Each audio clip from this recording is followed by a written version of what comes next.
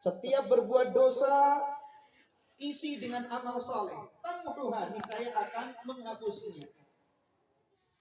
Maka bisa jadi kita memiliki amalan yang sederhana, tapi kita dimuliakan oleh Allah Subhanahu wa Ta'ala berkat anak-anak kita yang soleh. Baik kemuliaan tersebut kita dapatkan di dunia maupun kemuliaan yang akan kita dapatkan di akhirat. Namun tentunya bukan perkara mudah untuk menghasilkan anak-anak yang soleh dan solehah. Perlu pengorbanan dari kita, pengorbanan waktu, pengorbanan tenaga, pengorbanan harta untuk mendapatkan anak-anak yang soleh dan solehah. Ada 3 hal yang sangat penting untuk mewujudkan keinginan kita mendapatkan anak yang soleh. Adalah lingkungan, pergaulan. Karena anak lahir itu dalam keadaan fitrah, suci, bersih. Orang-orang di sekitarnya lah yang menggoreskan, yang mengukir, yang menulis, yang membentuk karakter anak tersebut. Jadi faktor itu ada 3. Yang pertama adalah keluarga, yang kedua adalah sekolahan, dan yang ketiga adalah lingkungan tempat dia bermain. Maka ini harus benar-benar kita perhatikan. Kalau salah satu salah, bisa fatal dan merusak yang lainnya. Dan kesalahan itu bisa terjadi pada semuanya memiliki potensi, baik rumah, sekolah maupun lingkungan. Maka sering kita dapatkan berita anak nakal, anak rusak, bahkan berbuat kriminal. Padahal di rumah baik-baik saja. Kapan didapatnya? Ternyata justru bahkan di sekolah. Di rumah tidak pernah orang tuanya mengajarkan ucapan-ucapan yang buruk. Justru ketika di sekolah dia mendapatkan kosakata tersebut dari kawan-kawannya. Miris kita sebagian sekolah bukan menambah ilmu, bukan menambah cerdas, bukan menambah pintar, tapi menambah kenakalan anak. Jadi kalau seandainya anaknya tidak disekolahkan itu lebih baik. Maka ini harus benar-benar kita perhatikan.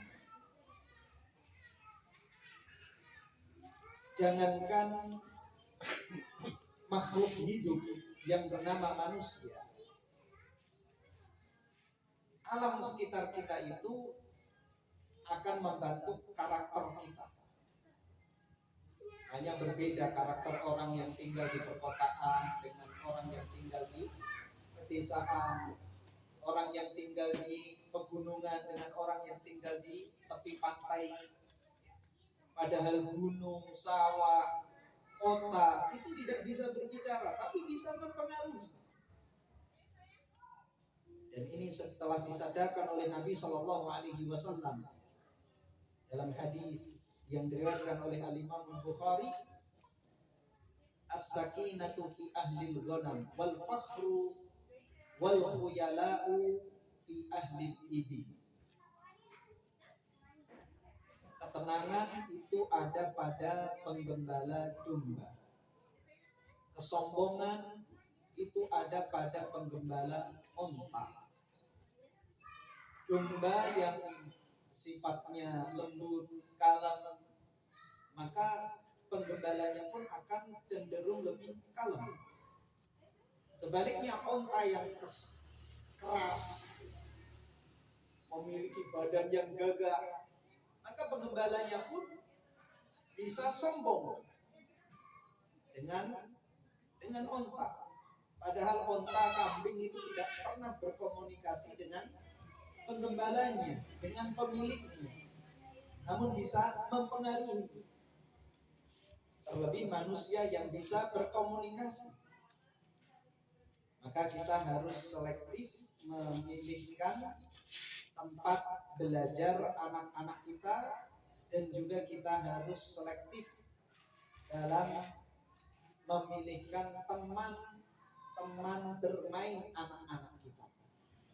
Insya Allah TK Al-Badru ini berusaha untuk menjaga fitrah anak-anak kita semuanya.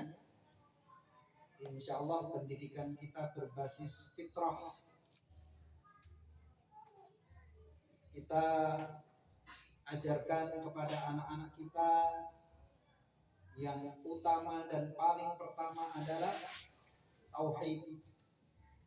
Kemudian Al-Quran, karena Al-Quran adalah sumber hukum utama umat Islam.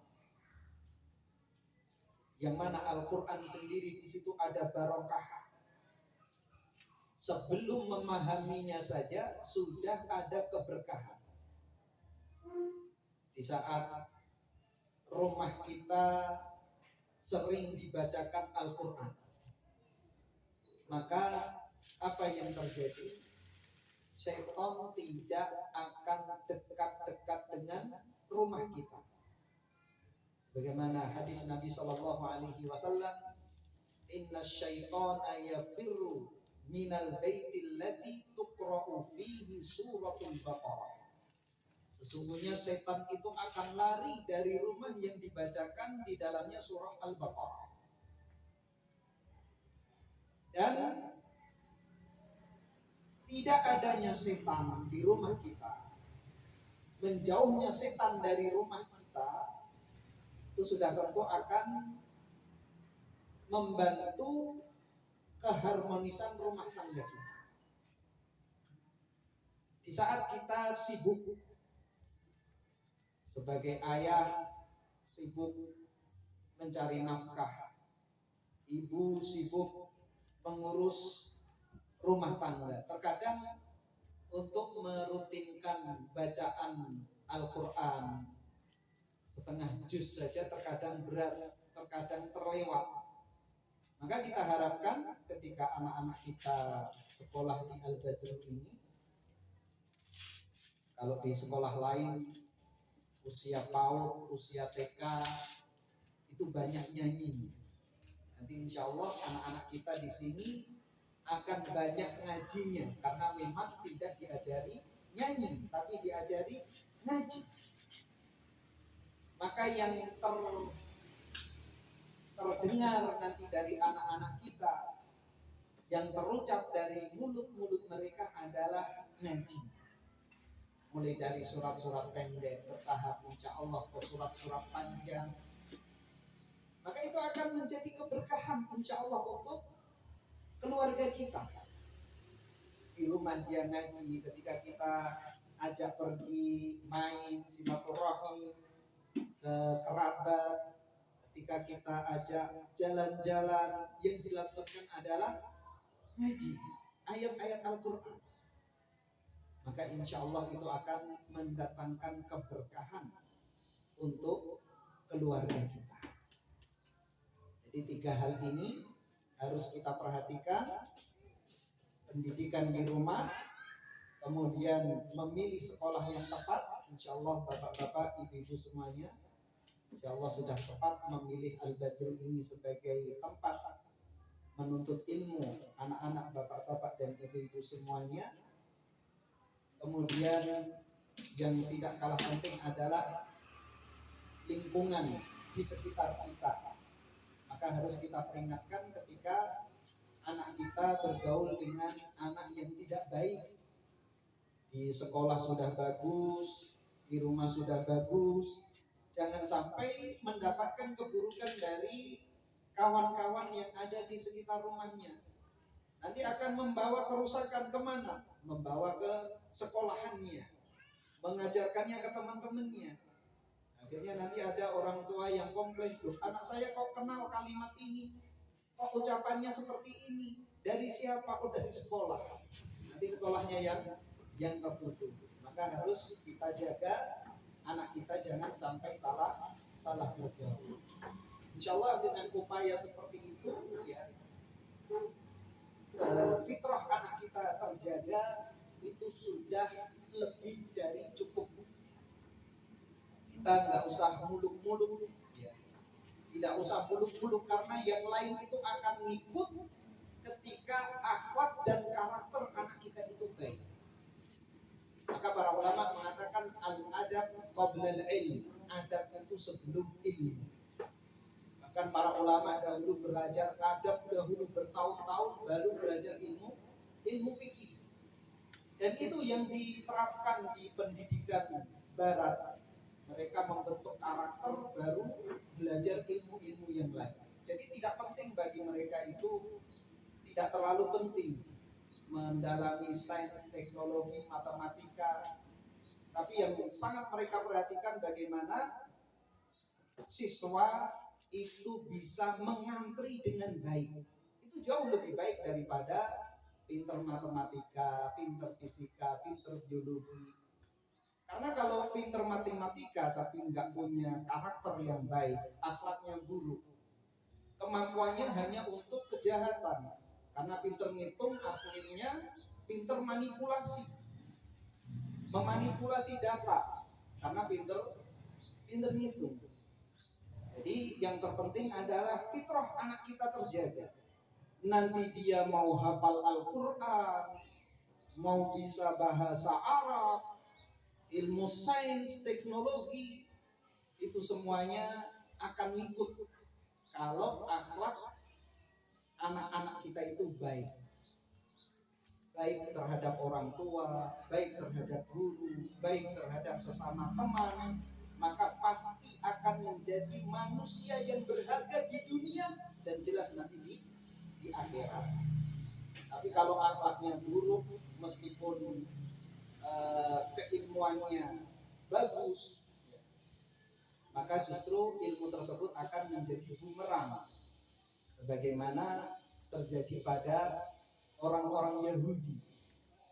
Disebutkan oleh Allah Subhanahu wa taala, "Matsalul ladzina humilut Taurata tsumma lam yahmiluha kamatsalil himari yahmilu asfara." Permisalan orang yang diberikan kepada mereka Taurat, kitab Taurat, namun tidak mengamalkan isi Taurat tersebut, maka seperti keledai yang membawa kitab. Keledai itu tidak pernah tahu, tidak pernah paham kualitas beban yang ada di atas punggungnya. Bagi dia sama saja apakah di atas punggungnya itu buku, emas, uang, perak, dirham, pasir, debu, tanah, bahkan kotoran, itu sama saja. Itulah permisalan orang Yahudi. Jadi ilmu hanya sekedar di otak, tidak ada implementasinya dalam kehidupan sehari-hari. Maka kita tidak menginginkan seperti itu. Tumbuh anak cerdas, juara di mana-mana, tapi akhlaknya buruk. Ini nanti tidak akan bermanfaat, baik di dunia maupun di akhirat. Mudah-mudahan Allah Subhanahu wa taala memberikan taufik kepada kita semuanya. Mudah-mudahan ikhtiar kita, usaha kita memasukkan anak-anak kita di Al-Badru